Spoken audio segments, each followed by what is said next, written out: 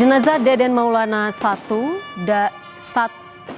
jenazah Deden Maulana, satu dari dua korban kecelakaan pesawat ATR 42500 yang telah teridentifikasi, disemayamkan di Auditorium Politeknik Ahli Usaha Perikanan Jakarta. Upacara persemayaman dipimpin langsung Dirjen Pengawasan Sumber Daya Kelautan dan Perikanan KKP. Selain rekan kerja, upacara penghormatan juga dihadiri istri dan keluarga korban yang tampak haru menyaksikan upacara ini. Wamen KKP Didin Erdiawan bilang bahwa pemerintah memberikan beasiswa bagi anak almarhum Deden Maulana. Seperti ini juga nanti kalau misalkan